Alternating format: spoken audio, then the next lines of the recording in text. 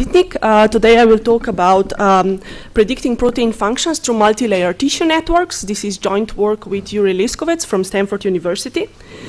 So our basic motivation is that to really understand cellular functions across different biological contexts is not only essential for understanding basic biology, but it's really important for interpreting genetic variation and developing therapeutic strategies. In particular, protein functions really depend on the tissue in which proteins are located, and it's important to include this tissue specificity in our models. So the goal of this research is to be able to predict protein functions given a set of proteins and a set of possible functions. We would like to say whether a given protein takes a particular place, have a particular, is involved in a particular cellular function in a particular tissue. So for example, here you can see two networks. One is the network in one brain tissue, and when the function is midbrain development, which is a relevant function in that particular tissue. And the goal here would be to take this network and say, well, what are the protein functions that can, what are the proteins that have this particular midbrain development function in that tissue. In contrast, we can have a different interaction network in different tissues, such as blood tissue, and there are different functions that are important in that tissue. Again, we would like to say, given a particular query protein, such as RPTA6, we would like to say what's the probability that this protein is involved in angiogenesis in blood tissue. So, as you may know, protein function prediction is one of most canonical tasks in molecular network biology, and many methods exist for predicting protein functions. These methods are mostly based on guilty by association principle, where the idea is that in order to predict the function of a protein, we need to examine the functions of proteins that are neighbors of this query protein in the network. However, these methods lack tissue specificity, and they assume that protein functions are constant across tissues and organs. So in practice, this means that the assumptions that are made by the methods are that functions in heart, for example, are the same as functions in skin, which is obviously not the case. So the problem that we address is that given that current methods lack tissue specificity, we would like to have a method that would be able to predict protein functions across biological contexts. So the challenges that we need to address here are many. So first, tissues have inherently multi-scale hierarchical organization, and a method that really can capture these the relationships between tissues is not straightforward. Then tissues are related to each other. Proteins in biologically similar tissues have been shown to have similar functions. So we want to capture this in our methodology. From a technical point of view, it's also problematic that some proteins are not active in all tissues. So each tissue gives rise to a different interaction network with different connectivity as well as different set of nodes. And the most challenging task is, of course, that many tissues have no annotations. So for many protein functions and for many tissues, we don't know yet what are the really functions that are crucial for a particular tissue. So the fact that there are no annotations is very important and needs to be taken into consideration when we think about models. So the way we approach tissue-specific protein function prediction here is through machine learning in networks. So let me just give an overview in a very at a very high level. So we start with a molecular network. So for example, here is the protein interaction network with two different cell functions, midbrain development and angiogenesis. And these are labels that we impose on the nodes which represent proteins. And those nodes that are colored here in the network are represent proteins for which we know that are associated with a specific function. So the machine learning method that I will present in this talk now can take the networks and available protein annotation data and really predict sort of transfer the annotations to the remaining nodes which are unlabeled in the network, the white nodes, which are our predictions. Of course, there is no tissue specificity here. So really the crucial question here is how we will model the fact that we don't have only one network, which would be this global static protein-protein interaction network that does not have any specific tissue information, but really we can have a collection of network layers, each being in different, corresponding in different tissue.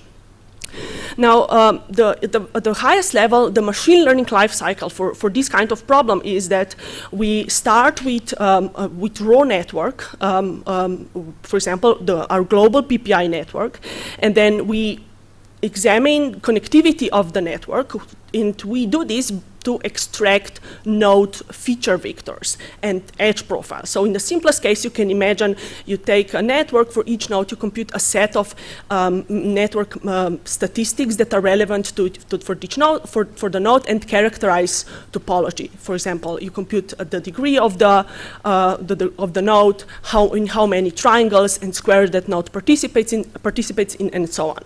Once we have these feature vectors, then we can select a particular learning algorithm, such as label propagation, that finally comes up with a prediction model that can make predictions. So we can think of these two steps, selecting a learning algorithm and having a prediction model, as a downstream test that is really specific to protein function prediction. But really the problematic case here is that in order to be able to apply a machine learning algorithm, we often need to engineer features. So it's a good question, what are the most useful features in terms of network that we should use and characterize, compute for each node in the network, and then use those features to make predictions for the node about what are the functions that this node participates in.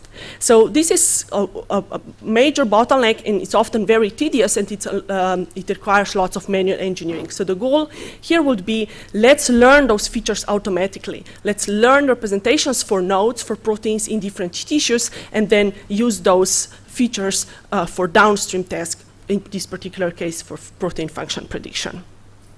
So our model is named OhmNet. It's an unsupervised model for feature learning in multi-layer graphs. In particular, we study here multi-layer tissue networks. So its input is a multi-layer network, which is shown here on the left. This is just a small network with 4 different layers, and each layer corresponds to protein-protein interaction network in a different human tissue. Of course, we know how tissues are related to each other, and that's why the layers are related to each other through a hierarchy M, which encodes the hierarchical relationships between tissues. Now, what OhmNet model does, it learns representations for nodes, proteins, in each layer and at each possible scale. So here, for example, let's take node U, and node U is present in 3 different layers, indicating that we have its interaction information in 3 different tissues. So what OhmNet will return, it will return feature vectors, also called embeddings or feature representation, for node U in that 3 layers, I, K, and L. But since it's a multi-scale model, it will also return the feature representation for that node U at scale 3, at scale 2, and scale 1. So, for example, you can think of if you have a multi-layer tissue network where one node in the hierarchy corresponds brain, but then brain is subdivided into many tissues. We learn feature representations for nodes for each of the brain tissue, as well as at the higher level across all brain tissues and then across the entire human body. So a bit more formally, this means that we are given a set of network layers. Each layer is a network of proteins and their interactions, and that hierarchy M, which encodes relationships between the layers. And our goal is to learn those mapping functions, F, that take nodes from each layer and map nodes in 2-dimensional space to come up with embeddings, feature representations for the nodes. And since we want a multi-scale model, those mapping functions need to be defined for each layer as well as for each internal node in our hierarchy. So the OhmNet approach has two components. The first component is single layer objective. Here the idea is that nodes with similar network neighborhoods in each layer are embedded close together. So here it's really, we treat each layer as being independent and is treated in isolation, and we say, well, if the nodes have similar network neighborhoods, then we want to embed them close together. Then the d-dimensional feature vector should be similar. Second part is hierarchical dependency objectives, which says, well, we know that networks that, of course, represent tissues that are biologically similar will be close together in the hierarchy of tissues. So we want nodes in nearby network layers in the hierarchy to share similar features. So for the first part, for the single layer objectives, now the crucial idea becomes how we define how two nodes are similar.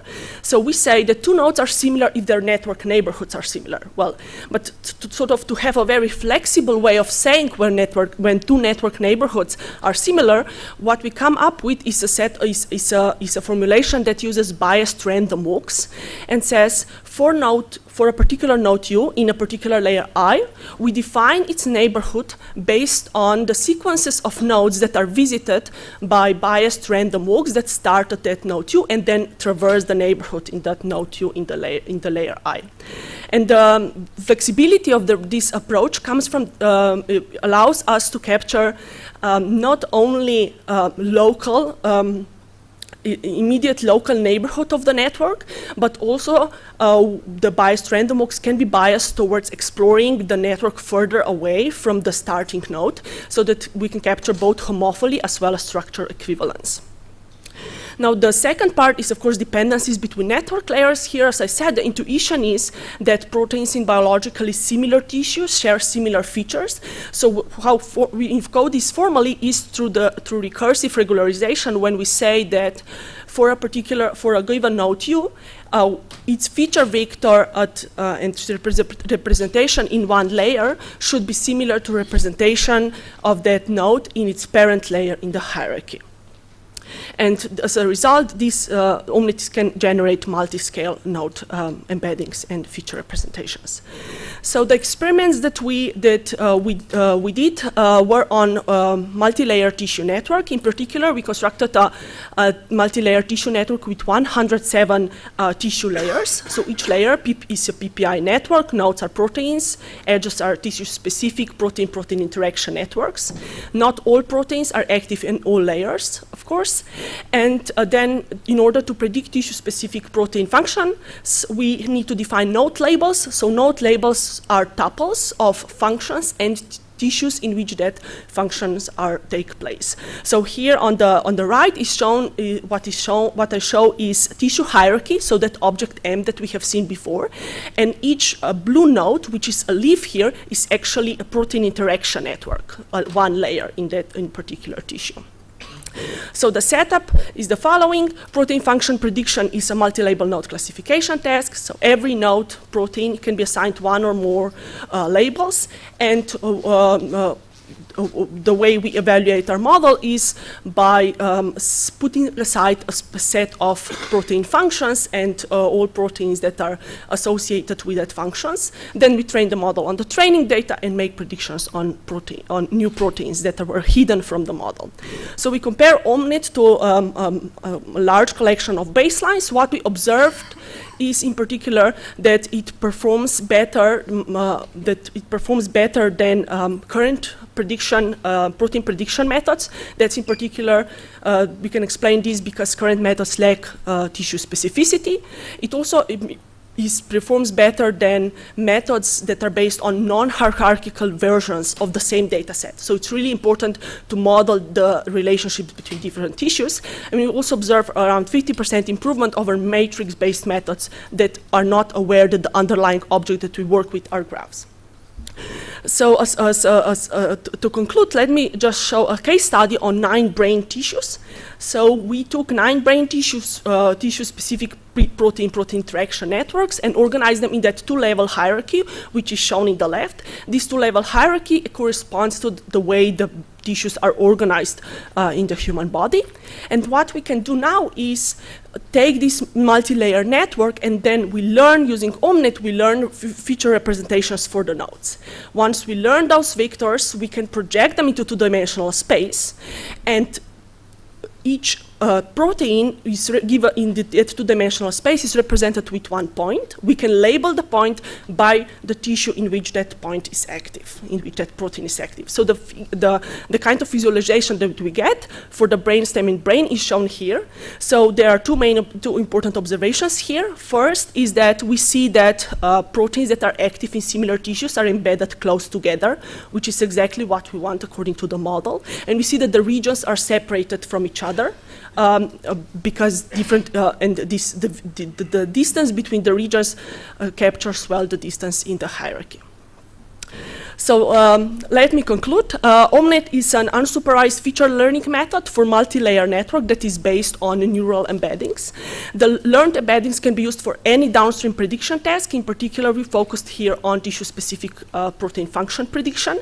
It can predict protein functions across different biological contexts.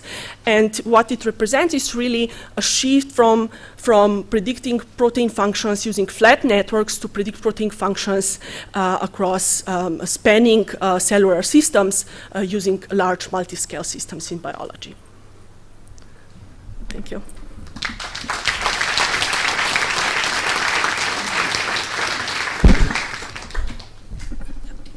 I can take one question, I've been told so.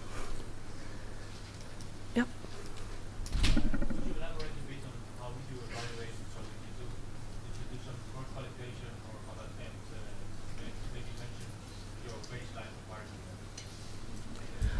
So the experimental setup was such that well, there are a few experimental setups that we tried. So one was such that we say we randomly divide we randomly split protein annotations into a set of folds, let's say 10 folds, and then in each fold we train the model on 9 of the folds and predicting in the remaining 10th one. Then of course, this is often not realistic. So the other thing that we want to do is really put aside one protein function and then train the model on all others, and then say, well, here's a new protein function. What are the proteins that might be relevant for that? And the third type of setup, which is really interesting, is the one where we say, assume that somebody gives us a new tissue, a new protein interaction network, and all nodes in that network are called stared cases. We don't have any label for the entire tissue and all nodes there. So can we use classifiers that were trained on all the remaining tissues and really leverage the tissue hierarchy in order to transfer annotations, which can be done. Thank you.